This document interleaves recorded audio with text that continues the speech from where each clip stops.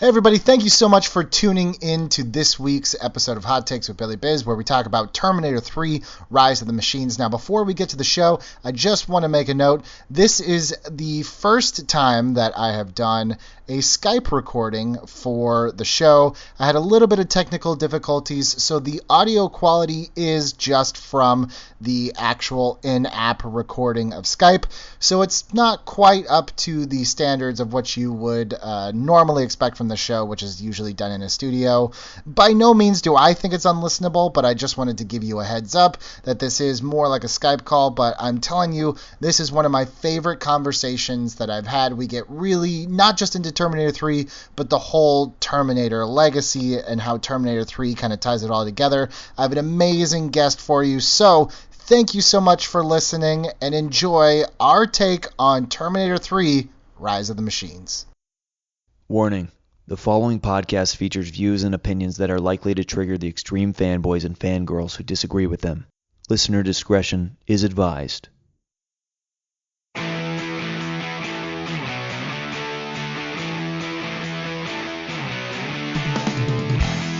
Welcome back, second episode. Thank you everybody for coming along for the ride. If you're new to the show, welcome.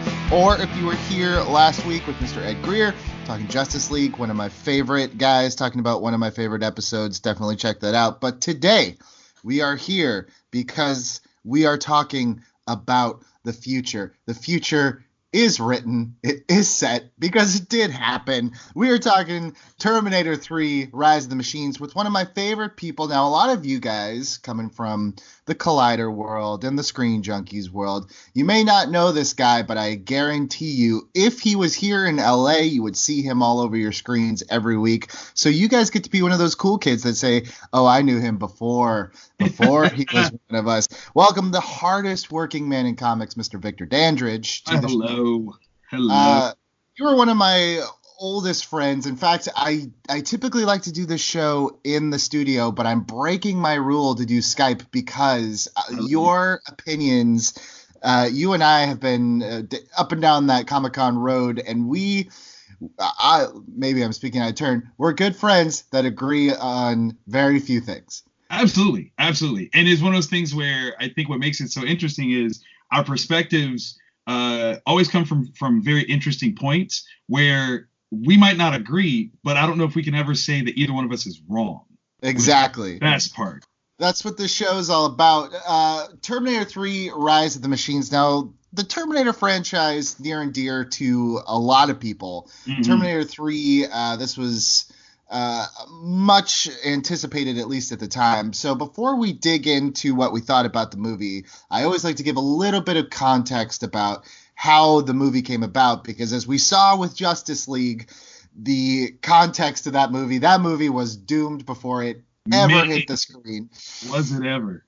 So Terminator 3, not quite as bad here. James Cameron, now a lot of people don't realize this, but James Cameron had announced that he wanted to do Terminator 3 many times during the 90s. Nothing ever came of it because during his divorce with, that's right, Sarah Connor, Linda Hamilton, she asked for the Terminator franchise rights, which were promptly sold to Carol Co. There was a script that was written at a certain point, would have cost way too much. It was rejected. But some of the ideas from that script in the 90s, like the Terminator being female, Sarah Connor being dead, those all ended up staying in what would become Terminator 3. Now, the studios, they definitely wanted a Terminator 3. I think that goes without saying. And they wanted to be sure that Arnold was going to be in it. Arnold didn't want to do it because James Cameron at this point was no longer involved. However, Cameron said, do it and bleed him dry, my friend. That's what I would do. And one of the biggest contracts in movie history, like literally biggest, like it was like 45 pages long. Oh my God. He ended up getting 30 million, just shy of 30 million to do Terminator 3. Then this is where James Cameron becomes James Cameron and a little bit of George Lucas and starts walking it back. After T3 was released, Cameron went on record saying, oh, I never planned on doing Terminator 3 because I was done after Terminator 2, which, by the way, for all you Terminator scholars out there, is directly contradicted if you have that old school flipper Terminator 2 DVD. In the making of Terminator 2 3D Battle Across Time from Universal Studios, he literally says that this is a stepping stone to a third theatrical production, but that's neither here nor there. That's more about James Cameron. So he definitely, I think that may have been a nicer backhanded way of James Cameron saying, like, I don't like this. This is not my idea. Another interesting thing that people need to remember about Terminator 3 Rise of the Machines, which may actually explain some of the tonal differences between Terminator 3 and Terminator 2, was that this was a point in time where Schwarzenegger was just about to start his campaign for California governor, to the fact that he, part of his contract, and even he deferred part of his salary to move the shoot from Vancouver to Los Angeles. That way, you know, you can say all the, you know, I'm running for governor and I believe in movies being made in California. So that also now this is still rated R, but it could explain why the film has kind of a, there's less swearing. There's definitely the violence is still there, but, you know, when you look at the bleakness and kind of what the Terminator does in this movie, it's a little bit different. And it's interesting to keep in the back of your mind that right after this movie would be released, it would be, you know, less than a year before he would become governor of California. So with all that in your brain, Victor, what were your thoughts, if you remember, the first time you went and you saw Terminator 3 Rise of the Machines? Oh my God. Okay, so we're literally going back before I had children. So this is a long time, okay? 2003, I believe I was a huge mixture of excitement because I was a huge fan of Terminator 2, clearly. It came out like right at that time of me gaining that pop cultural awareness and also like a little bit of the creative bug.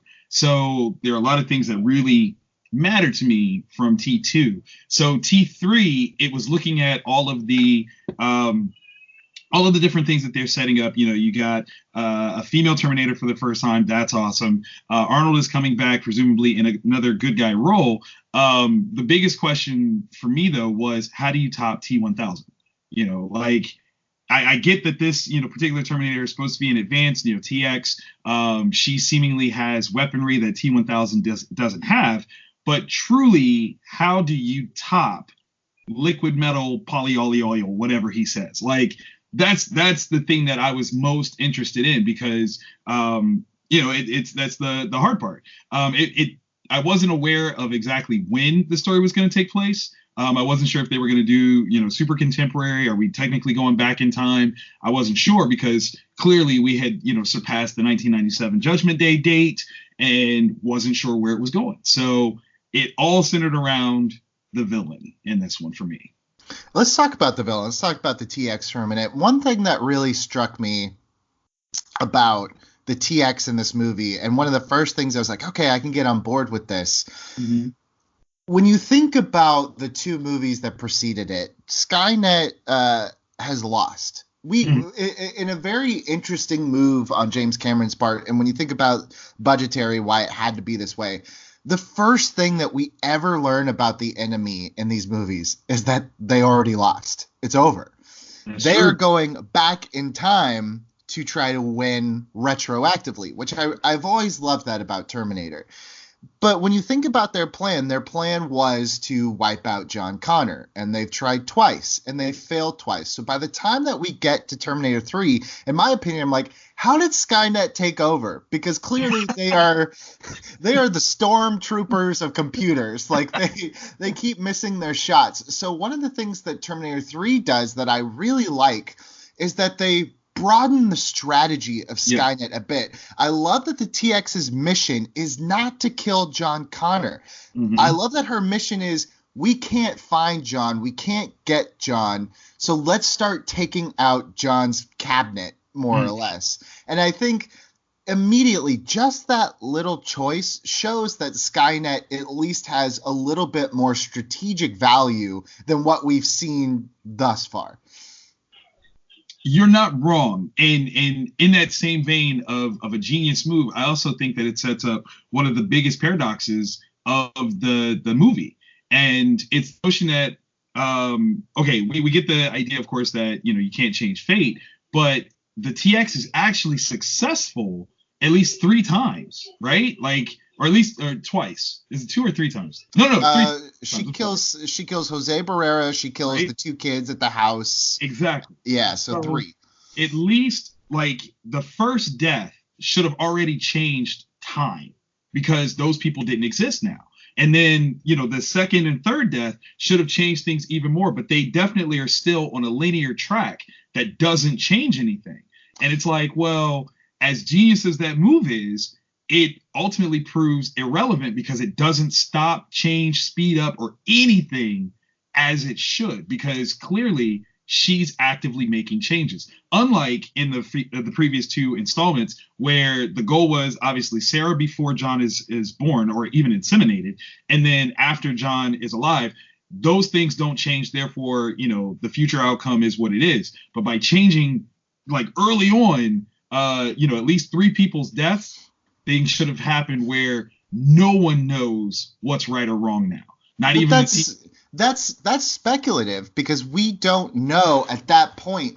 We're not talking about John Connor because if John Connor had been killed, then technically this whole thing should have been shut down.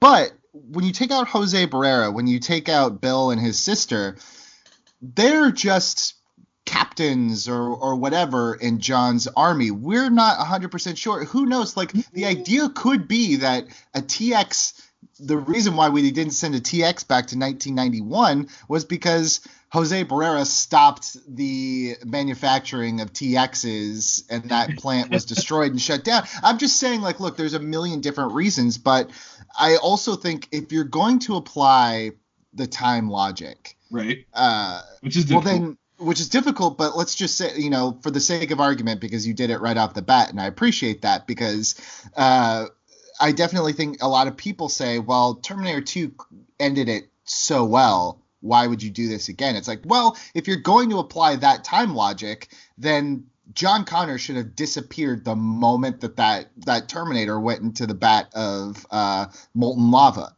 Like, if we're going to start messing with time, John Connor should not be, like, he should have disappeared in front of his mother's eyes, Thanos style, and it would have been a very different ending to that movie. Wait. Why does John disappear? Because Kyle never comes back? Is that what you mean? Exactly. There'd be no future war, which means Kyle Reese would never have come back, which means look, that's what I'm saying. Like, if we start to go down the rabbit hole of if X, then Y, right, the whole thing falls apart. God, I would have loved if that had happened.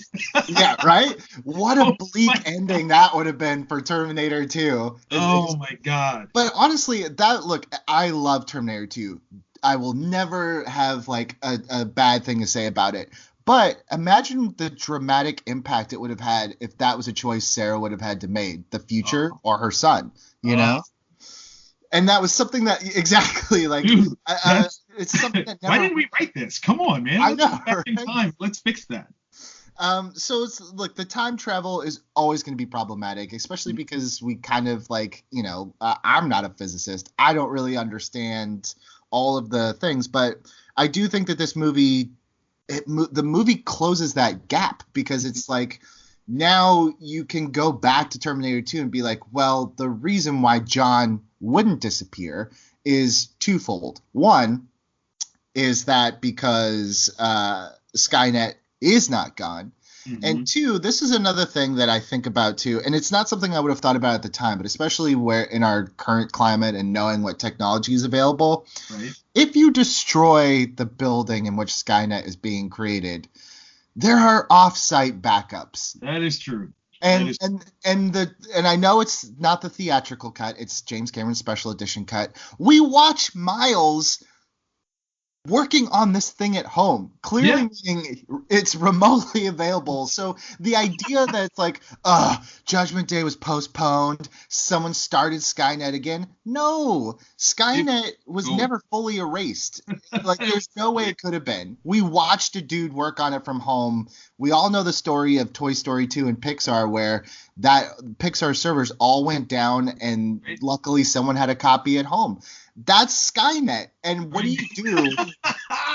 What do you do if you're working on a project and terrorists blow up the building because they want to destroy it? You work in it in secret, and then you sell it to the government because that's the safe way. It's a genius thing to do. Absolutely. I think one of the things with that is the true difference. I mean, because there's, what are we talking, 12 years in between T2 and T3's release? It's between release. Now, in the timeline, it gets fuzzy because he says the Terminator came back when I was 13. It's like, wait a minute. Hold on. But what's interesting is the advent and institution of the internet. You know, we didn't have that in 91. So the notion of the internet playing a part, even as jokingly as the dial-up sound it was in T3, that's another portion of it that you really have to consider as a quote-unquote paradox thing of us not having this technology when we started the franchise, but it developing as we go, and seeing how, like, legit Skynet really kind of is. Like, you know, substitute Skynet for Google, you're right there. You know, you say something loud enough, your phone's going to pick it up. That's Skynet. It's just listening. So I do think that was also one of the big reasons why we had to have a T3 to explore that notion that we actively, as a society, gave more power to computers and machines. So clearly we've got to address this within this franchise, because if this is the timeline, we're setting up Skynet in real life right now. So you kind of got to give it to them. Which is what they were trying to do with Terminator Genisys. I feel like they were trying to really hit the Google Apple part of it. Right. That's a whole nother mess of a movie. But I agree with you. I think where we were in 2003, it's funny because you watch it now, and like in 2003, I wouldn't watch it and be like, Skynet wasn't on Dropbox. Like, but now with the context of time, it's definitely like, it seems like, and that's why I feel like Terminator 3, look, I'm not going to be so bold as to call it aging like a fine wine, but it adds a layer of context to it where it's like, it becomes more and more believable that this is kind of the route that Skynet would take. And that's one thing another part of this that I love is that I can't overstate enough how much I love Terminator 1 and 2. I actually think Terminator 1 is the superior film. Well, here's the thing. Here's what I have two thoughts. One, let's set up this one first. If you talk about Terminator 1, Terminator 2, and Terminator 3, there's three genres that they all share. Mm-hmm. Horror, right? Science fiction, and action. And I feel like each of the three films is the banner of one of those genres. I feel like while Terminator, the Terminator, has elements of all those, it is, to me, a horror movie. Horror flick, absolutely. It's a slasher movie. Yeah. The second one, while definitely has elements of horror and definitely elements of action, to me, the second one delves much more into science fiction. This is where we learn about all of the future stuff, the chip in his head, the arm, all that stuff, all the Skynet wars. So the second one, to me, is like the pinnacle of science fiction films. Now, where Terminator 3 comes in, I feel like Terminator 3, because of the advent of technology, I think Terminator 3 actually has some of the best action, and I would label Terminator 3 as a pure action movie, because I think that crane chase is something that is absolutely incredible that you could not do even with James Cameron's technology, which he blew it out of the park. But think about the uses of the T-1000 that you really remember from Terminator 2. It's not so much in a blow up huge spectacle way. It's him hiding in the floor. It's him Right. walking through those prison bars. It's the sci-fi elements. Whereas this, it's like, we've already done the horror. We've already done the huge sci-fi. Let's go spectacle. Let's do as big as we possibly can. And that crane chase, like, yeah, there's a couple moments that don't hold up, especially because we saw Christopher Nolan for reals flip over a big rig. But that's a couple years later. Divorce yourself of that context. Like, at that point, that's still like one of the biggest sequences in any Terminator movie. You know what? I'm so mad at you because you're gonna make me defend this daggone movie. Because you actually make a really interesting point where the horror and the sci-fi aspect are all when the threat is personal. The localized threat of either going for Sarah or going for John is so singular and small scale that it works to have a very low key, borderline lo-fi iteration of the Terminator to go do those things. But once the scale is actually expanded, like you said, to go after the captains, the larger scale nature of it has to function in that same capacity, where there's multi levels of attack. There's far more action sequences, because this is in fact the move. This is the assault that's going to change all of humanity, and that's no little thing. So dang it, you actually make a really good point on that one. I also think, to your point, another thing that, like, of course, if someone is coming after you and is trying to kill you, there is an inherent sense of urgency, and we always feel that. Right. But in Terminator 2 and Terminator, it's just that day. It's like you said, it's personal. You die, it's over for you. Right. But when you find out halfway through the movie, this is Judgment Day. This is it. This is the day that we've been talked about, been worried about for 2 movies now. The sense of urgency, the sense of like, this has to work now, because Judgment Day is no longer this like pie in the sky. This could happen. Right. It's like, it is today. Yeah, it's in Judgment. I love that line. He's like, Judgment Day, the end of the world is 2 hours from now. Like, whoa, now you've just made your third act, to me, the most urgent of any of these third acts, because not only is your life on the line, everything is on the line. Everyone's. And it's almost worse too, because he's like, oh, it's in 3 hours. He's like, actually 2 hours 57 minutes. You're like, whoa, you're not even gonna give me those extra 3 minutes? Right. That's okay. And at that point, it's nice, baby. You're like, get in the car. Get in the car. What are you doing? Stop talking. Let's just go. Let's just get out of here. So I think the idea of making this set on Judgment Day is, first of all, just like, I have to give credit to where credit is due to the creators, because to put your heroes in a no-win situation and then they don't win in a summer blockbuster. I mean, look, people started like Infinity War, like, wow, that's crazy. The Avengers didn't win. It's like, brother, John Connor didn't win like 15 years before this. A bleak ending to a blockbuster. I sat in the theater. I remember this was the first one that I was allowed to see theatrically, because I was I think like 16 or 17 at the time. The others I was too young. But I remember I was like, okay, good, they're gonna get down to this bunker. I was like, that's crazy that there's still one huge action set piece left, because I know this has to be the third act. Right. No, it's over. Judgment Day happens, and in that instance, how cool is it that you realize, at least to my knowledge, this is the first time I'm watching a movie that is now both a sequel and a prequel to everything I've watched. Yeah. Ooh. Yeah, that's a good moment. That is a good moment. Shout out to them for also making the end of the world look pretty.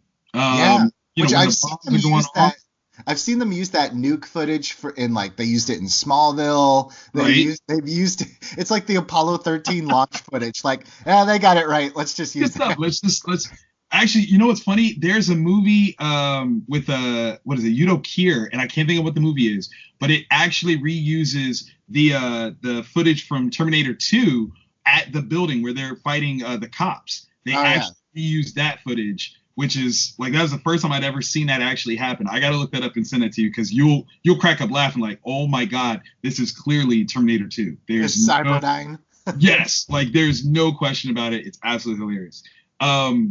Man, you make a really good point. You do. I think though, like part of my issue, and again, this is still building in the context of the T1, T2, T3 franchise, sure, is that this does end up still kind of George Lucasing or Skywalkering the Connor family and focusing so heavily on them. I almost think that as a story, by stepping outside of any focus on John, we would have actually had a far better movie if the sole focus was on the Brewsters.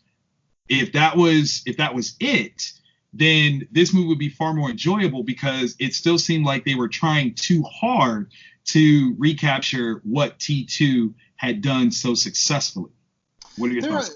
Yeah, there are a handful of moments that it's definitely like, oh man, I'm gonna have to teach you all over again. I was like, please don't. Like, you are too old to try to get a Terminator to say "Hasta la vista, baby." Yeah, I've been there. I've done that. Don't do it. I do think, look, and this happens a lot, and this is actually something that, I talk a lot about, especially when people are like, not my Batman. Batman wouldn't do that or whatever. It's like there's a difference between criticism of what you see on screen versus the disappointment of the movie in your head that they did not make. True. So while I think, yeah, there definitely could be a very cool movie where someone is survived Judgment Day, or Judgment Day is coming, and it's like there's a guy, John Connor, he's important, and you're like, what is happening? Why do I have to go find this random guy? Why does this matter? I think that'd be a great movie. I think that'd be really cool to have John Connor almost only show up for maybe 30 seconds, which, by the way, was originally the original conceit of Terminator Salvation until Christian Bale came on board. It was going to very much not be about John Connor. However, I can only really – that's a different movie. I can only talk about the Terminator 3 that I was given, and the Terminator 3 that I was given, here's the thing, and it's like, I'm not going to walk away from this being like Terminator 3 is the best Terminator movie. I already said I think that the Terminator is the best. That's true. But what I am trying to say is I think people say watch 1 and 2 and then you're done. And I say no, I don't think that that's true. I think that there is still inherent value in Terminator 3. And I think, let's talk about another point that I have here. I actually think that Nick Stahl is the best iteration of the character of John Connor. Never. I love you. I can never agree with that. Ever. No way. No possible way. Eddie Furlong actually is my favorite and will be the definitive John Connor of all time, because Eddie Furlong's John Connor is the only one that I can reasonably understand was raised by Sarah in any sort of capacity. Everyone else all falls short by way of their attitude, their mannerisms. This is a kid that clearly was raised with a chip on his shoulder, right? Basically raised to be Batman, and actually had to put forth effort at 13 earlier than Batman would have had to actually become Batman. I think Eddie Furlong is the best John Connor of all time. Nick Stahl can kick rocks, man. Okay, let's unpack that a little bit. You talked about the movie you would have wanted to see. I think I would have wanted to see a prequel of young John trying to deal with, is my mom crazy or not? I think that, by the way, would have been a really cool, I don't know, fan movie, whatever. Smallville style show. That would have been great. Here's the thing. I'm not taking anything away from Eddie Furlong at all. In fact, Eddie Furlong was going to be in this movie, but I think he was dealing with some personal issues that kept him from coming back. But I think that's good, and here's why. Mm-hmm. When you look back at something like Terminator 2 and you have a character who is a child, which, despite what this movie says, I'm not going to say is 13 in that movie. Because if he's 13 in that movie, he's severely developmentally challenged at that point. Like, he's acting like a 9. Well, I mean, you got to understand, like, he's older than his dad, and there's a lot of, theoretical physics involved with that. You don't know what that does genetically, Let's just say he's a young buck in Terminator 2. I think the interesting part of that to me, and this is something, you and I have talked about some writing projects that I've wanted to do.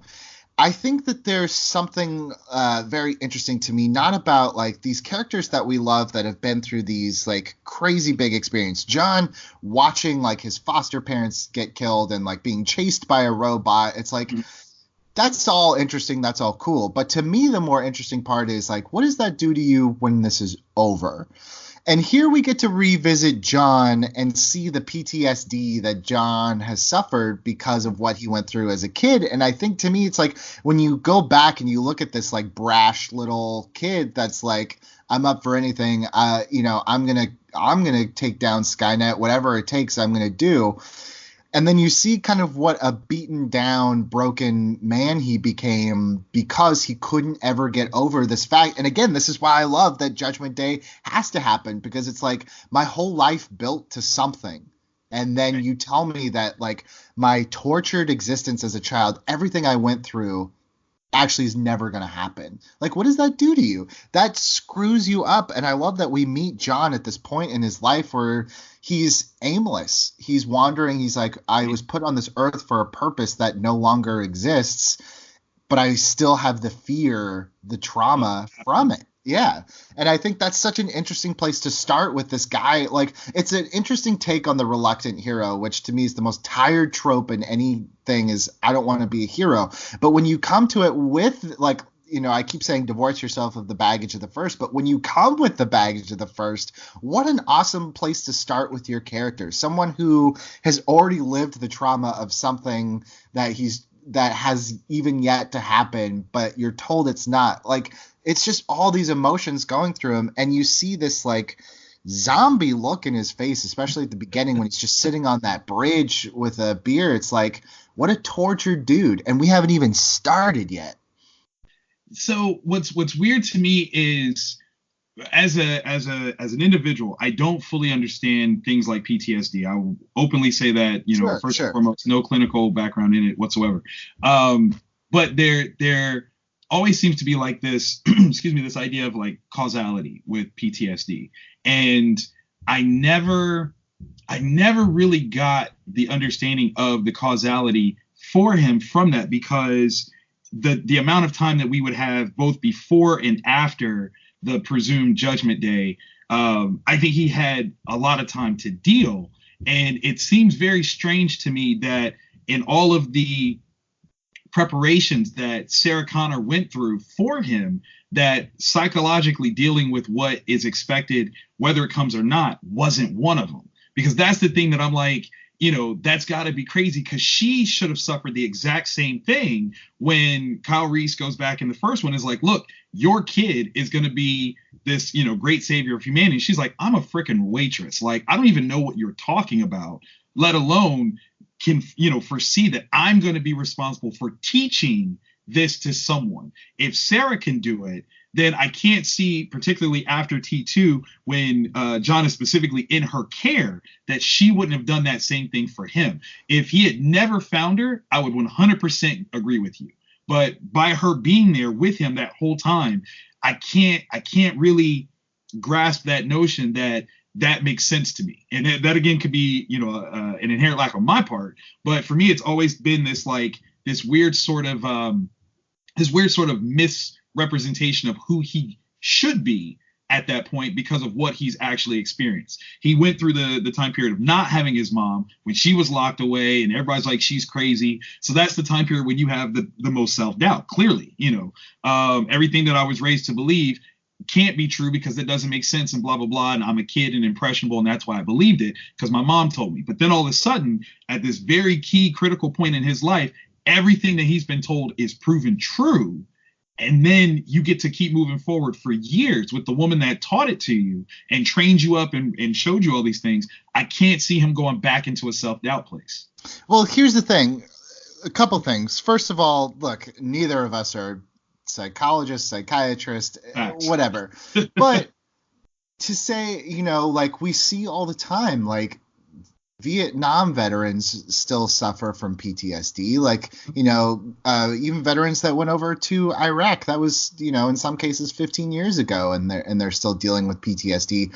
So I think, you also have to remember something big that you said was Kyle Reese came to Sarah Connor when she was maybe early 20s, Right. late teens. John Connor was born into a state of paranoia. And don't forget, we meet Sarah Connor at a mental institution when we start. She's definitely like not handling this in a way which is definitely sane, or else she would be off the grid training. At some point, she did something where people are like, "You are not okay." She definitely got caught. Yeah, and here's the thing: it's like, I think more than anything, it's not even so much John dealing with what he went through. Mm-hmm. It's John also dealing with, I do know this happened. I know this is real. I know that Skynet was a thing, and I know that I was supposed to lead it. But is it gone? Is it over? I don't know. I don't, like, he even says, like, I should feel secure, but I don't.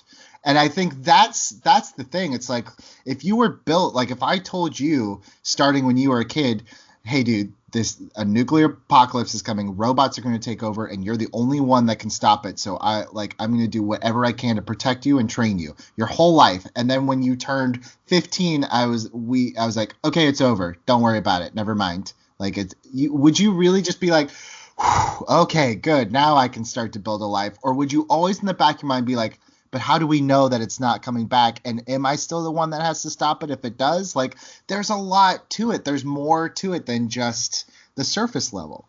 I mean, yes and no, because like while I fully understand what you're saying, I don't know if that's fully the context of what the conversation would have been. And seemingly what T3 sets up is that it wasn't. It's not just that everything's fine because this didn't happen. They were actively trying to stop it from happening. Like that was the big core of it, was we're gonna actively try to stop this from happening, but at the same time, I'm gonna train you up so that if this does happen anyway, you know what to do. So it was this duality of actively trying to stop it while at the same time preparing for its inevitability. And the notion of John feeling so out of sorts seems to contradict that level of duality. He was raised for both, which is why like I can't really embrace him as John, because that was literally what he was raised for. Both aspects. Know that we're trying to stop this. We went to Cyberbang, tried to shoot up the place, blow it up, get rid of everything. If I kill Dyson, this project doesn't happen. But at the same time, all the things that you need to learn how to do if you are going to be this leader, I'm going to teach you. If she had stopped teaching him in order to try to dissuade this future from happening, then I would get it.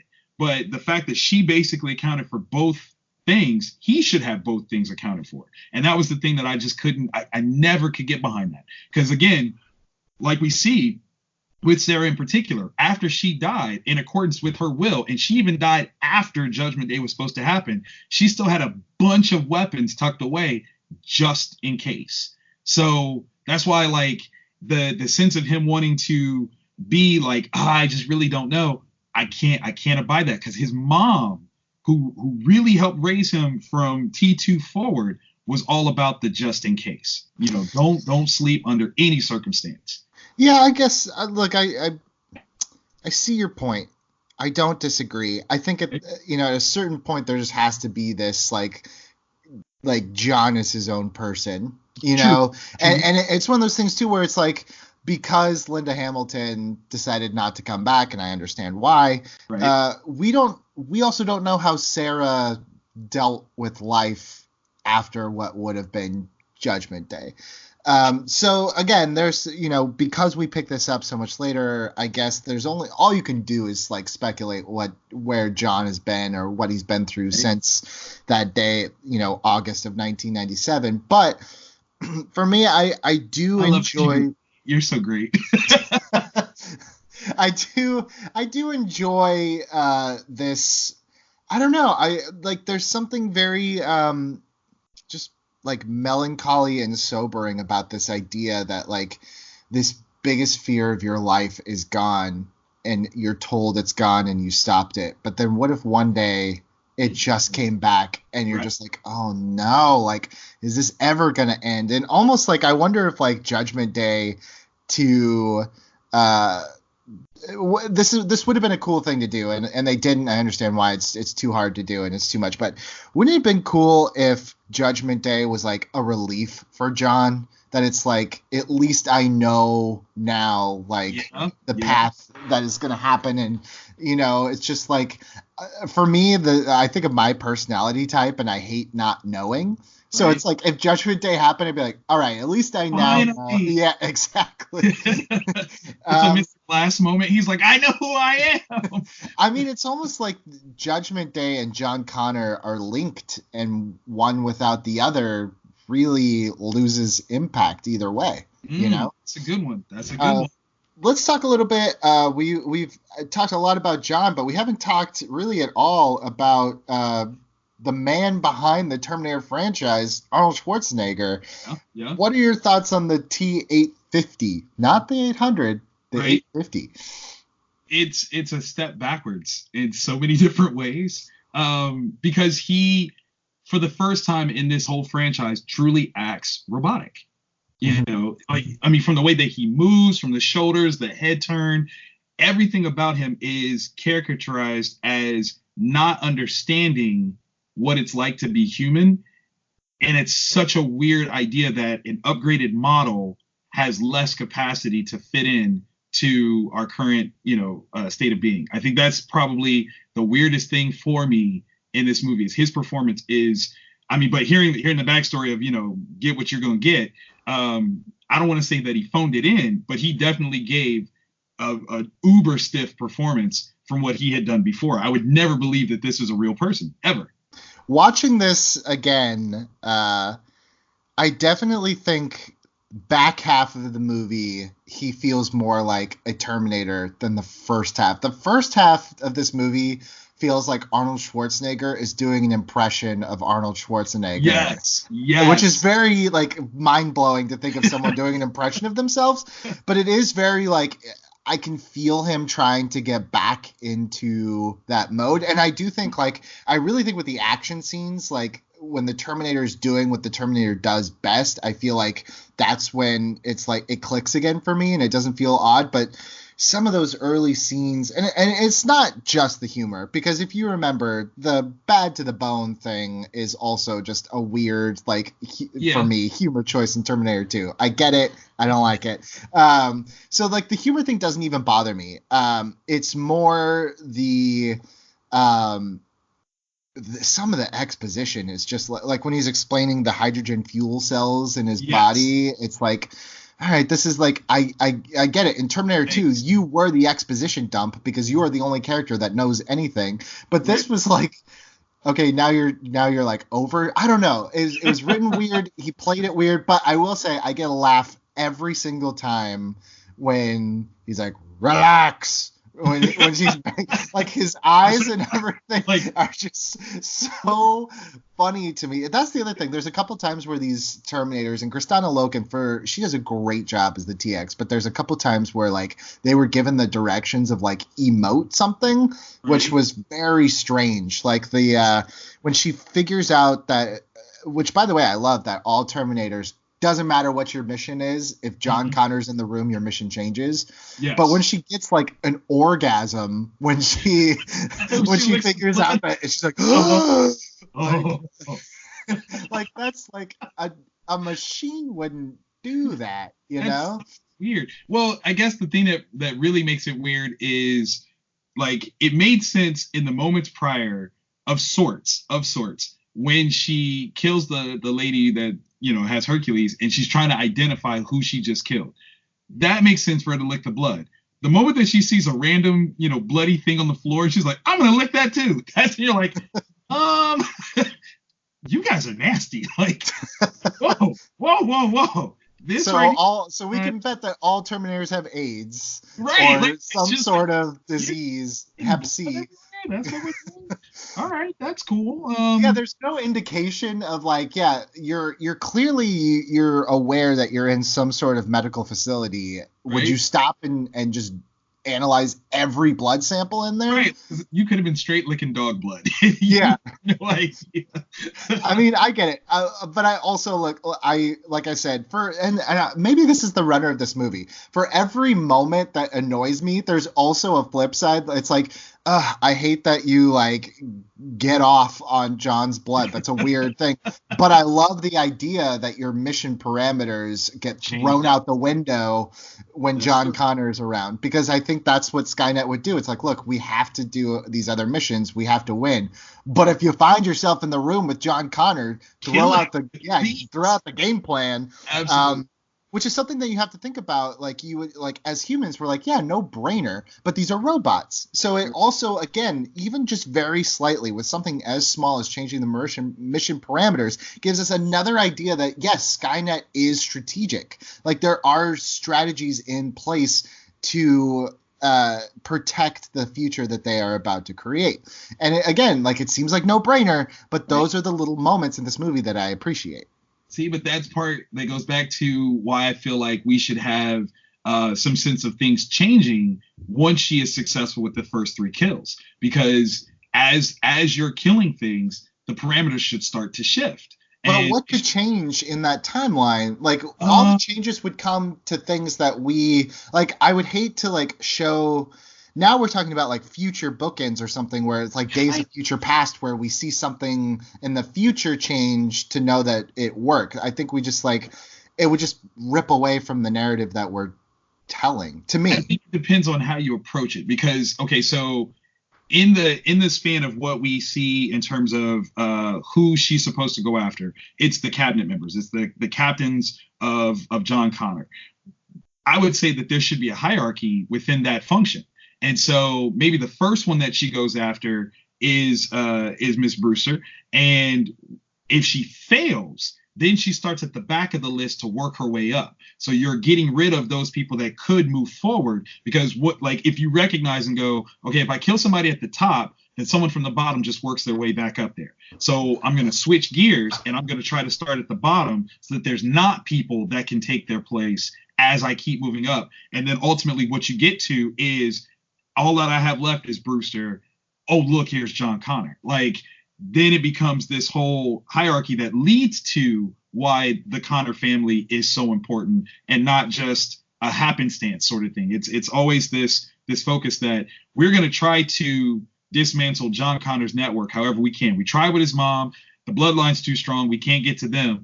Let's try with the outside people and work our way to it. So that way, at the very least, we cut off, his network. But you still haven't explained how we would see the ripple effect in the time that we are. For like, does Skynet move faster or? No. Well, I mean, I would definitely say that. But say if we start off, I mean, this is corny and cheesy, but like you said, this is Judgment Day. If the timeline for Judgment Day speeds up, if we have like a Spawn, energy counter, but it's a time frame, like the TX comes and it's like Judgment Day is this time right now. I know this is what it is. With every kill, it speeds up. That would be huge. I mean, you lost me at Spawn, so. But here's the thing, like, and here's why I feel like they didn't do something like that, is because you have to remember, you take out Jose Barrera today, right? It's not going to have an effect until later. If you take it, like he has no impact on Judgment Day. Right. Now, true. Maybe you could have seen the fallout later, like let's call Terminator Salvation a blank slate. But then John would never know who that was. Like that's where it starts to get a little tricky if you like harp on it too much. It's like, if only we had a guy that could do XYZ MacGuffin here, but he's like, I just never met anyone in my life that could, Wait, I remember a news article. That kid died when I was 16, and that was crazy. Like the only way that you could show it really is like Days of Future Past style, where it's like if Jose Barrera is in like a war room in the future, and then he like either Thanos snaps or just drops over dead like the Matrix, right? And then you get it, but also like I feel like this movie trusts that you are smart enough to just realize like this will have implications. Wait, hold on now. You just hit something pretty amazing right there. What if that was the format of the movie, was that they never sent, like they didn't send Arnold back yet. And that's literally the format, is that, you know, we see her come back and she starts, you know, nixing people. We go to the future and somebody just drops and they're like, what just happened? There's like, oh my God, they sent someone back. And that's your cue to send, you know, Arnold back, this reprogrammed Terminator. I think that would be fun. That'd be amazing. That's not the movie they made, but I think that would be. Come on, let's just build us our own little time travel thing, and we got this, man. I think that would be actually great. Because I mean, you'd have to somehow figure out like how would they know, and that's always something about Terminator, right? Is like how did the Resistance know like where to combat, you know, like where to send their guys. But one thing that I really like, I hate to like keep going deeper into the Terminator mythology, but one thing I did like about Genisys in a movie I mostly disliked was that scene where it's like, all right, everybody get in the time portal, right. Everyone go to where you're going. We're just all going at once. Right. Because it's always crazy to me in hindsight that it's like, let's send 2 advanced robots and just 1 dude. You know, it's like Sarah Connor and like, well, she literally got screwed, but she also figuratively got screwed because like everyone else gets like an indestructible protector, and she's like, and you just get Kyle, just come over here. He really wanted to go on this mission. Can't figure out why. But yeah, I do think. Look, that's such a cool framing device. Is like especially if you paint it as like a mystery, you know. Like what is happening and then it's like, all right, we got to start going through time and figuring out what's happening. Yeah, where things are going wrong. But not the movie that we were given. We have to live within the parameters of the movie we're given. Which also, look, I think there are seeds of those ideas in here. Right. And I think that's enough for me to stay interested. I also think that there's enough in this movie, just spectacle wise. I love the set piece in the graveyard. I think that's just a really cool setting. The visual of him carrying that coffin is really cool. It's like the most bulletproof coffin to ever exist. Oh yes, I mean, look, Sarah Connor, if you're gonna do it, you know, even her body has to be protected. Her dead body has to be protected. That's One thing I will say, because look, I don't think, I say this all the time, I don't think any movie is 100% perfect, and I don't think any movie is 100% terrible. Okay. So I do think that one of the reasons why maybe this doesn't feel like, this does feel different. It does. It was directed by Jonathan Mostow, who has a different style. But I do think that one thing that James Cameron does is there's just it's his way of shooting things. You don't get that like foot stomping on the roses like in Terminator 2 or some of those like epic shots. Like, yeah, you get Jonathan Mostow's kind of impression, you know, the slow-mo of Arnold turning around with the casket. But for the most part, there's some shots that just you're like, that's not quite as dynamic as I would expect for a Terminator movie. And really just comes down to there's only one James Cameron, and that's why James Cameron moved like 2 of the top 10, like 1 and 2 are like James Cameron movies, you know? It's like he had to beat his own record with Avatar. So it's like you can't expect, and I don't expect him to be James Cameron, but there are definitely some moments where it's just like, ooh, that could have been a little bit more cinematic. This is a little bit just like any other action movie. Like, I don't know how you feel about that, but there's no one iconic shot of Terminator 3 that's like I can print that out, put it, you know, go to any Comic-Con and Artist Alley and a bunch of people have drawn that moment, like, you know? Oh my God, T3. You're absolutely right. You're absolutely right. I would put that up there with there was a commentary or statement made about as much as people lampoon Michael Bay, the cinematics of his shot are technically so like amazing that other people have tried to do it and can't recreate what he does. Like there's things that he's got, like the background is moving, a person is moving in a different direction, that he knows how to manage so perfectly that they become iconic. Of course, immediately I'm thinking of in Bad Boys, where, you know, Marcus has just saved Mike from getting run over by the car, and they stand up, you got the whole panning. That's a signature Michael Bay shot that, you know, James Cameron has plenty of moments where he knows how to manage that, and this is not there. You are not wrong on it. It is definitely almost an early statement of superhero movies at the time, because you figure the superhero movie franchise had only been around for maybe 3 years at this point, starting with X-Men, and we've had, you know, Spider-Man, only like a handful of other pieces. Daredevil came out this year, and I think if you look at those types of movies, this fits squarely within that kind of setup. It's not necessarily about having a signature iconic shot, but just cool things happening throughout the whole thing. So I think that's a very interesting filmmaking point that you just made. I can't argue. Yeah, this one is a little bit more factory produced, you know what I mean? Like a little bit more assembly line of what an action movie would look like. It's missing an artist's signature style on it. Another thing, I don't think it's her fault at all. I do feel like Claire Danes was a little miscast in this. She still has the same great cry face that she had in Romeo and Juliet, though. I mean, that's solid. I just think, especially to, how do I want to word this? Because I don't think she does a bad job. I don't think she's bad. I just think, like, there comes a moment towards the end of the film where she is just lost. She loses everything, like, in a day. And the film, and this is why I say, like, this isn't her fault, but the film has given her no time to process / grieve any of this. And then all of a sudden she picks up this hands, dude.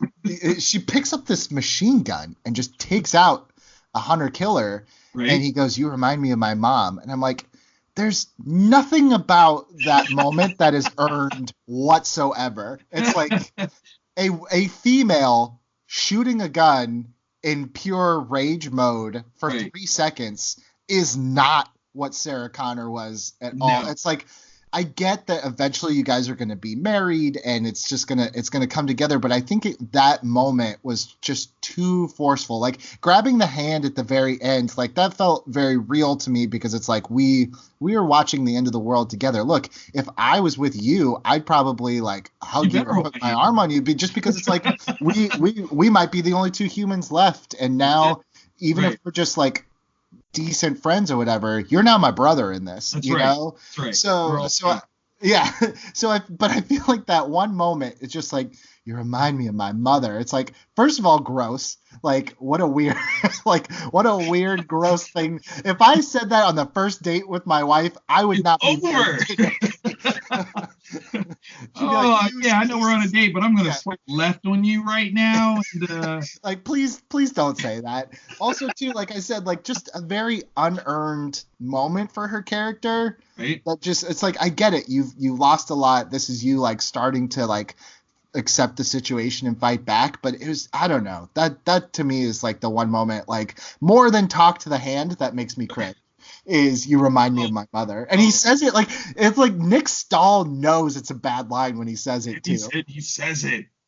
You remind me of my mom. No, I think you actually hit the reason early on is you don't ever think Claire Danes action star. You don't, right? And this is clearly an action movie, despite, her turn in Homeland or any of that stuff. Those are all psychological pieces, more character driven, not about the action. So when she's thrust into a situation that is firmly moved forward narratively through action, it's not really her place. It's not her bag. That's not her talent. She can emote, uber well. So the emotional aspects of things is perfect. She's physically capable. At no point that I think like she can't do what she's doing, but that's not the thing that she's widely recognized for. So in that moment, it felt weird, especially considering that it should not have felt weird the entire time. She was raised as a military kid. You know what I mean? Like fighting should be a part of what she's about, straight up. When she disarms Nick early on, and shoots him with a paint gun, and she calls it out. Yeah, next time don't do this with a paint gun. She should have, already been exhibiting that notion of, we can fight. Like, I'm not scared of you. Like, do you know how I was raised, what I do for like this should be her life, where that military aspect of things is real for her. It's not just, oh, this is what my dad does.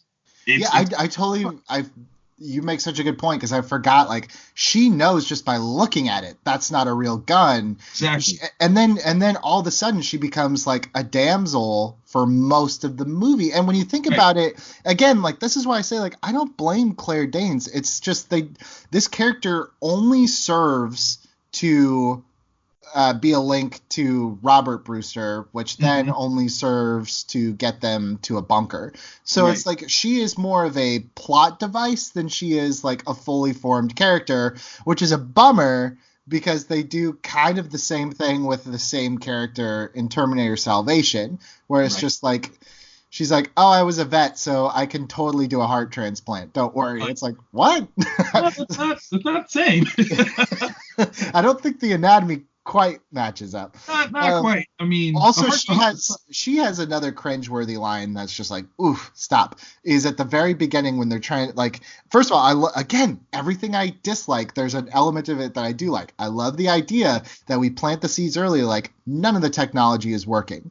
Like, and it's because we find out later is that Skynet has already started, and we start, and knowing that this movie starts with like the bad guy has already won before the movie starts. That's awesome. What's bad is her so blatantly calling out a character trait, like, ugh, I hate machines. If your cell phone stops working, do you say like, machines, or do you say like, stupid? Like, why can't you just be like, God, like this thing is stupid. Like, I get it, but it's just like so clunky. It's so you sprint, like, I would expect something like that, not right. What a sweeping statement. I hate machines. Like, who says that? I hate what the subtitle of this movie is, like Rise of the Thing. Terminator 3, Rise of the Thing that Kate hates the most. She hates it so good. It's so bad.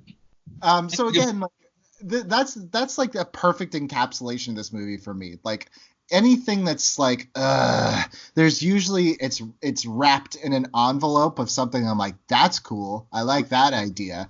And I think this is a movie that, like, more than any movie that I can really think of, it's one where it's like, when you watch it, it may seem very surface, but the more you think about it and the more you bring to it and the more context you add to it from the films that come before it and the films that come after it, you're like, there's a lot of great ideas and great moments and great Terminator mythology in this movie. Now, the last thing I really want to talk about is, and I want to get your thoughts on this, because I was really trying to figure out, like, what is the through line for, I'm just going to say the Terminator trilogy, 1, 2, and 3. And I think that 2, like, I was trying to reconcile in my head, 2 has such a different message than 1 and 3. 2 is you control your fate. Right. And 1 and 3 is almost like it's not up to you, and you, like, you will always reap what you sow, essentially. Right. And in that instance, it's like, again, I love Terminator 2, but when you look at the trilogy as a whole, like, and I'm trying to do backflips, like, how could this movie, which calls out the mission statement of the last movie in the first couple lines of dialogue, like, how could it be at such odds with each other? And in that sense, it's like Terminator 2 thematically is almost like out of line with what Terminator's all about to me. Yes. And so, like, that's why when people are like, but this one just, like, undoes, like, the thing of what the last movie was really trying to set up. And I'm like, but I think Terminator 2 undid what the one before it set up, Because, okay, so my thought on this one is real simple. And you're absolutely right by way of saying that, how many times do you have to try something before you recognize that it will never actually ever work? Skynet being, the prolific, brilliant thing that it's supposed to be, it tried to kill Sarah before John was ever, conceived. It failed. It tried to kill John when he was, a kid. Failed. At that point, you would think, we're not going to keep sending people back because this does not work. What is supposed to happen is going to happen. And I just have to, recognize that. The fact that any aspect of continuing to send things back is hugely against the whole prototype of really the theme in the franchise. So by way of there being the sequel, even that's already disproving like the way that this whole thing is supposed to play out. Two absolutely kills the theme of destiny that the first one sets up. You know, it's by proxy of saying, you know, trust me, you come with me, you're gonna live because this is what's supposed to happen. Boom, boom, boom, boom. By doing two the way that they did, clearly was like, nah, we're going to say we can switch everything up and we can stop this and we can stop that, which to a degree gives credence to the machines trying to send stuff back, but then at the same time ruins the whole aspect of destiny. So 2 is absolutely a horrible piece in terms of keeping the franchise moving in the right direction, but it's a brilliant movie. Like, it's such a brilliant movie that you can't fault it for what it does because you're almost intrigued by that. It becomes this wonderful thing. And I think if it were to end with Terminator 2, right? Maybe you could maybe you could see it as like a yin-yang piece. Right. But 3 exists. 3 exists. And also, like, James Cameron, despite what he said, was like, I want to do a third one. So it's like clearly how this was going to happen, just like Terminator 3 Skynet. This right. Judgment Day, it was going to happen anyway. So, well, do you think that how Cameron would have approached 3 would have been not the callback that Rise of the Machines was? Because I think that's part of what the issue is with this trilogy, is that Rise of the Machines tries to call back equally to 1 and 2, but not recognizing that 1 and 2 are in fact at odds with one another. You know, one is saying destiny is set, and the other one's saying, no, you can figure it out and change whatever you want and make it however you want to. That lack of understanding in 3 is very apparent. You know, they're dealing with the duality of both of those concepts, and not very well, because they don't seem to understand that those are the 2 dueling concepts. Or I guess they are, though. I think that's the bravery of Terminator 3, is that by doing this movie, you almost inevitably have to make the choice that it ends with Judgment Day. Right. And that's a tough choice to make. If I'm a studio exec, it's like, hey, this is my big tentpole for the summer, right, and everyone's going to die.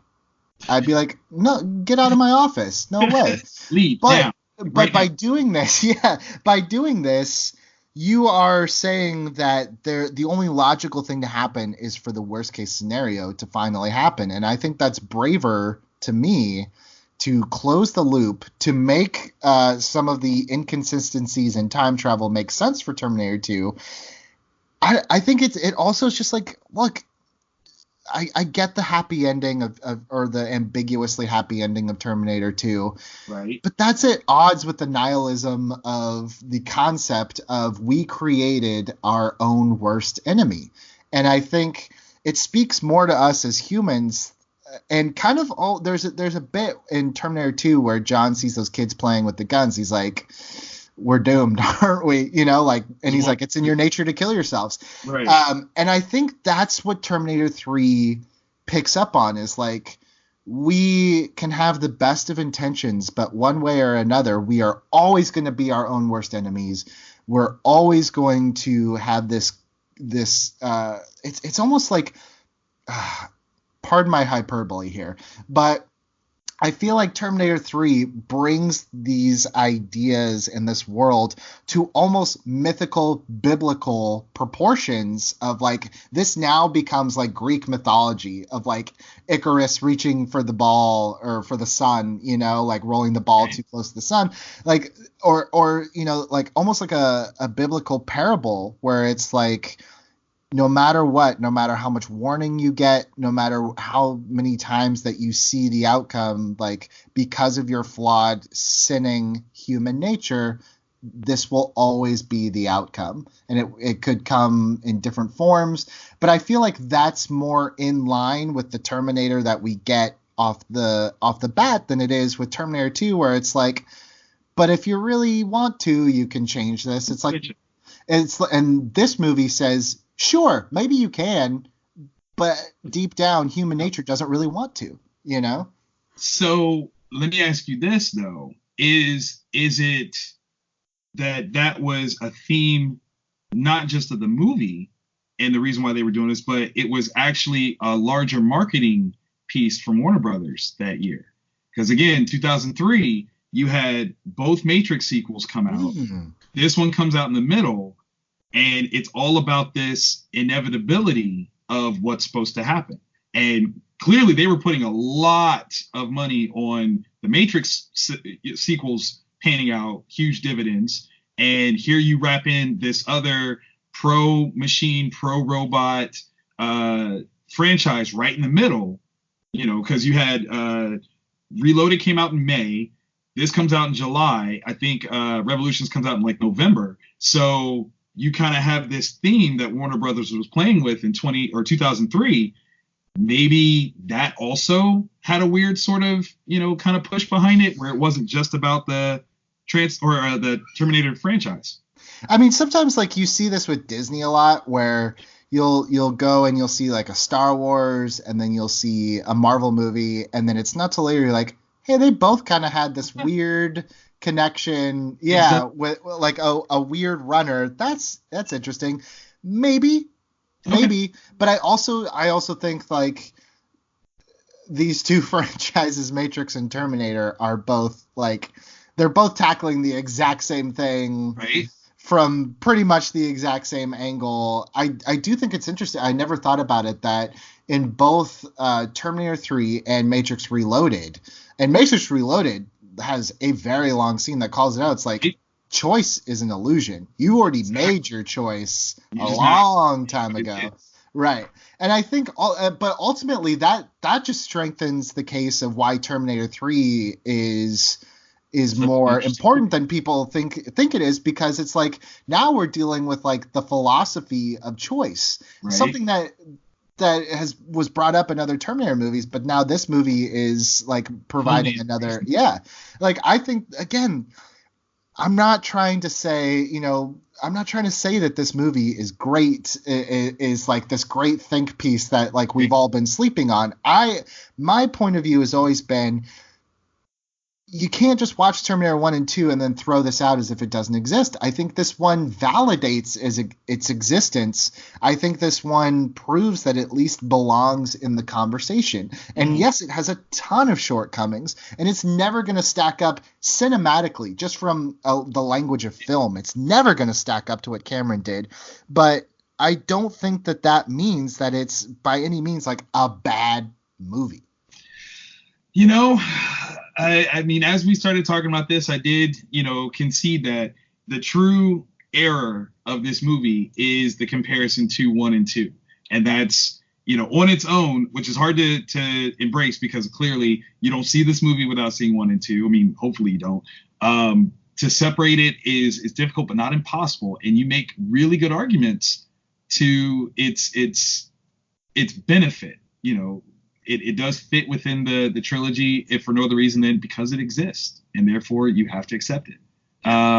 Especially when you think about what comes afterwards. Right. Like Terminator Salvation is one where that was probably my most anticipated movie that summer. Right. And that movie, I've seen it a handful of times. It's just like, this story literally like just does not make sense. Like, the characters' motivations don't add up to. It's like, if you're in the room with John Connor, why don't you just kill him? That makes no sense to me, especially because you've already set up that every Terminator's sub-programming is like, hey, if John Connor's here, just do it. Like, kill him. Like, that movie makes no sense to me. Genesis, I saw it once and I was like, this doesn't make any sense to me either. Like, so if anything, Terminator 3 at least like is the best of the post Terminator 1 and 2 sequels. Like, on that regards, it's like, guys, it's gonna get a lot worse from here. So no fate but what we make, but trust me, the future is bleak, y'all. I'm trying to tell y'all. Right now, it's going to get real dark. If you guys are listening, and I don't know if you watch this, Victor, but one piece of the Terminator mythology that I get it, it's not entirely canon, but Terminator: The Sarah Connor Chronicles. Oh yes, really took a lot of the ideas of the Terminator franchise and was like, how can we spin this? And that's where they came up with the concept of like, there are soldiers on both sides hanging out in all points of history because this war has now gone beyond just the future. Like this war is like an all-time war, which I think is a really cool concept. Absolutely. Absolutely. I actually had the benefit of working with Miss Summer Glau at a C2E2 last weekend. So we definitely touched on some of her work in that one as well. And yes, I think that expanded the range and realm of what, this time battle really was. And it then becomes a little bit more significant because it's not, while it is the Sarah Connor Chronicles,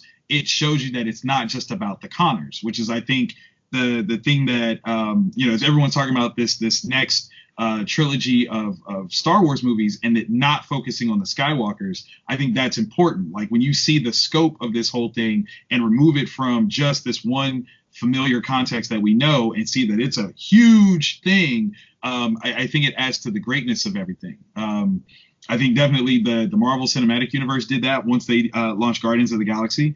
When Earth is no longer the centerpiece, we really start to see the scope and the scale, and we can really appreciate what all the parts, when they come together, actually represent. And it's something cool. So, yeah, the Sarah Connor Chronicles is amazing.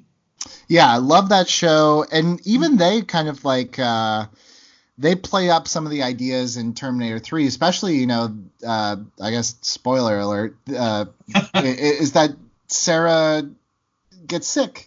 Yeah. Or she's diagnosed with what we know in Terminator 3 will ultimately kill her. But I always like that idea too from Terminator 3. I know it's like such a throwaway line, and people actually hate.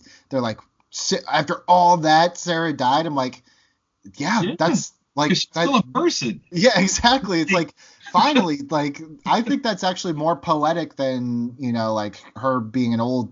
Well, what she's going to be in Terminator 6 is like this old woman who's like, it's like they saw the Halloween remake and they saw that Jamie Lee Curtis had PTSD from the first Halloween movie. And they said, let's do that with our. And you're like, I kind of like that after all, like, again, and that just keeps going with the theme of Terminator 3, which is like, just because you survive Judgment Day doesn't mean that like your life is all, unicorns and sunshine and farts for the rest of your life. Like it's still going to get you, know? And I don't know. I also like, I'm glad that Linda Hamilton was in the third one because it also like John needs to come to all these realizations without someone telling him this is what you need to do. Even though it's technically what Arnold does. But Arnold tells, like, I actually think that's like one of the best scenes of the movie is when he's like, you can't self-terminate. He's like, you're a machine. I can do whatever I want, you know? I mean, like, that's such a great moment. He's like, I calculate a 5.9% chance that you will not put the trigger. You know what? So I was just saying this earlier was I have a problem with the inconsistency of Skynet's abilities. That is established within just 3. Arnold clearly says, like, I don't understand human pairing. I don't get it. It's not something that's in my parameters. But he literally, like, just a little while later says, the reason why I was sent to kill you was because of the understanding of human pairing and the associated attachment that you'd have with this model based on what happened to you in the past. And I'm like, how do you understand but not understand? Here's the thing, and this is where I'm just going to be like, no, I'm actually. Now we don't know that Skynet is not artificially intelligent enough to understand human peer bonding. We know that the T850 maybe can't. It's like system requirements for knowing this thing. It's like, oh, you have Windows XP. Sorry, you're not going to be able to learn this part of it, but we do. Like. I'll cut it that little benefit of the doubt, That seems like but such a weird thing because outdated, he says he's outdated. Well, he does, and again, it's that notion of he was sent in the future to do this future killing on an emotional basis, but then when he's sent back to the past, he's like, I don't understand emotions. I'm like, I think you do. Like, but he doesn't have to understand why he was chosen for this mission. You can relate to me how you feel. That doesn't mean that I understand it, but you can tell me what it is. I totally would want to give you that, but I can't see this model getting close to John without exhibiting some form of familiar attachment. Well, I can't see it. But again, it's like we don't know how that situation played out. It could have just been like he thought that this was one of the reprogrammed ones and let him walk through the barrier, and then the minute that he saw him, John sucks at his job. Yeah, hey, I mean, I know there's this whole model of killing machines that looks like this guy that helped raise me, and you look like him. Why don't you give me was that my heart? Oh God! But now John knows, so who knows? Maybe something else will kill John.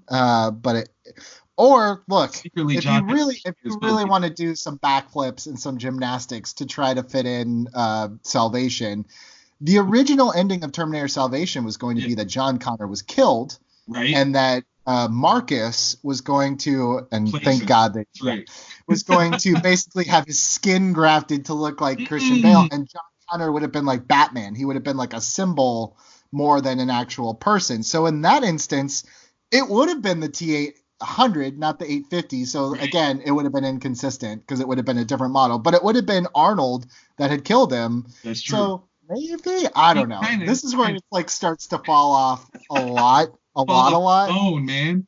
It's like, wait a second, how do you look like Nick Stahl? Then you turn into Christian Bale, but then as an old man, you turn back into Nick Stahl again. Yeah, you know, like, but wait, like, did Warner Brothers reuse that for The Dark Knight Rises? Like, I do know that Nick Stahl was actually asked to reprise his role as John Connor in Terminator Salvation, and he turned it down. I don't know if Claire Danes was asked. I do know that Bryce Dallas Howard was kind of a last minute addition, not the character, but her casting. Right.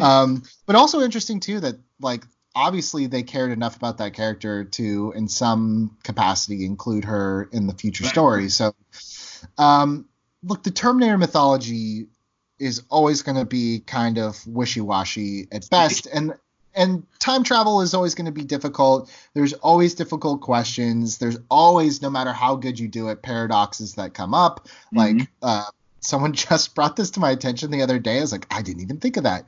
End of Back to the Future. Marty comes home. How traumatizing is it that he doesn't know any of these people anymore? Oh, my God. All of his childhood memories never happened. Right? Like, how dare you take that from me? His whole life now is like one big lie that never happened. It's like, how do you adjust? So look, my parting thought is like, time travel is always difficult. We have to take these movies for what they are and what they present to us. And like I said before, I think that if you look at the original trilogy of Terminator 1, 2, and 3, 1 is a great horror movie, 2 is a great sci-fi movie, and I think 3 is a great action movie. I think they all are valid. I definitely think that filmically speaking, that 2 of them are superior in terms of the language of film, cinematography, all of that. But to say that Terminator 3 should be skipped, my whole thesis here is that it's like, no, I think there's definitely validity to this story. I definitely think this brings up the fact that we've been able to talk for a little over an hour about a movie that's apparently, throwaway. Like, no, I think any movie that can garner discussion, especially discussion where two people maybe don't agree, but we like, you've brought so much insight into this that now I'm thinking about things like, that's a movie, that's something that I don't feel like is worth tossing away. You know what? You have honestly changed my impression, because for the longest time I would have been one of those ones that said don't watch Terminator 3. But you are right. You do kind of need to watch it to bring a certain level of closure that the first two set up. So is it necessary to I don't know, kind of go from that trilogy into Salvation and Genesis? Maybe not. But as those three exist, that's like almost the perfect sort of beginning, middle, and end point to an idea, and you can stop right there and you'd be fine. Yeah, it closes the loop. Yeah. It completely closes the loop in such a satisfying way. Now, like, when you look at that circle at the end, it's very nihilistic and kind of sad, but it's also like that's some of like when I think of some of the greatest sci-fi stories, a lot of like Philip K. Dick stories, like that's kind of what, like, it's almost Twilight Zone-ish. It's like we are the harbingers of our own doom, and I think that's always been the case. And I think like this last piece really, to me, just kind of ties up what the Terminator idea is all about, is like you will ultimately, through your own ambition, through your own non-understanding, through your own hubris, will end up being your own undoing. And I think that's, you need, like you said, you need this piece of that puzzle to fully connect the idea from start to finish. That's a good one. Thank you guys so much for listening. Hot Takes with Billy Bays. If you listened to the last episode, you know that the Hot Takes is actually a tongue-in-cheek joke, because this is not us ranting and raving. This is, again, this season's already starting off with a bang. One of my favorite film discussions with Ed Greer, and now I can add this to the list. One of my favorite film discussions for a movie that you never thought you would get almost an hour and a half out.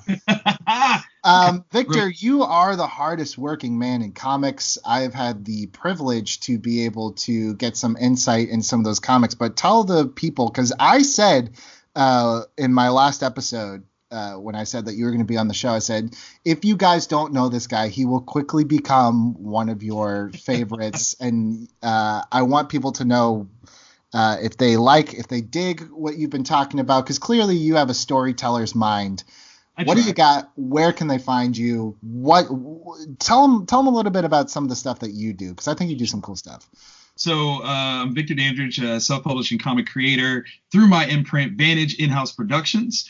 Give your, reading the VIP treatment by grabbing some of our books. I call myself the Black Mark Miller. So I'm a guy that, I have a lot of different, projects and properties that may or no, they absolutely intersect and create a nice little multiversal kind of world. That's a lot of fun, but we approach it from a standpoint of engaging different readership. So I have an all ages friendly title called Wonder Care Presents The Kinderguardians, which is essentially Muppet Babies meets the Justice League. We go teen friendly with Origins Unknown, which is kind of an homage or love letter to, 80s movies where you have these characters that learn a hidden heritage or secret, but then it cuts off and leaves it like at this brilliant cliffhanger, just to kind of, introduce a character to you and just kind of make you want to know more about them.